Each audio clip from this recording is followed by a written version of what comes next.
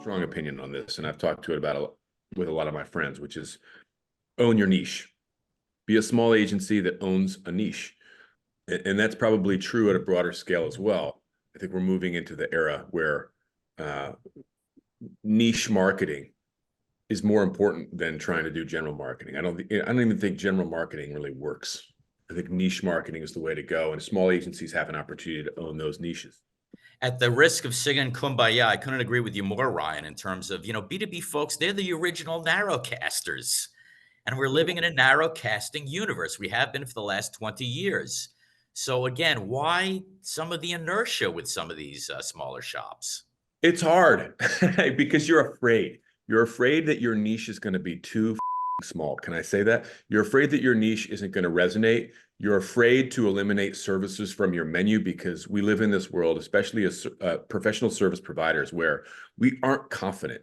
There's not an agency I know of on this planet that I've talked to that's like, we have a pipeline through the door and we know exactly how we got it. No one really knows how they're getting it besides like, hey, we won some awards in Cannes. We won some awards over here. And it's like, we do a little bit of B2B, we do a little bit of consumer packaged goods. You're all over the map. And I think is a real resistance to wanting to hone in on that niche. I'm telling you, that's the only way that you can really build momentum and understand how you should be creating your own B2B marketing for the kinds of clients that you want. You have to understand. I'm straight up stealing a concept from a guy named Ian Rogers. If you watch my LinkedIn, or if you follow my LinkedIn, I'll post a lot of the Rick Rubin podcast. It's called Tetragrammaton. For whatever reason, Rick Rubin has a lot of like marketing people on there, and he has great conversations with them. One of those guys was a guy named Ian Rogers, he's got his own startup now, but prior to that, he was the chief technology officer at LVMH. And prior to that, he was like the webmaster for the Beastie Boys. So he's been involved in the internet for a long time.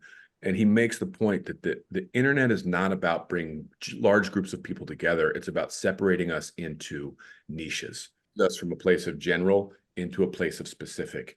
And if you want to be successful in the world where we're dominated by social media and the internet, you have to do the same thing, because otherwise your message isn't going to resonate with anybody.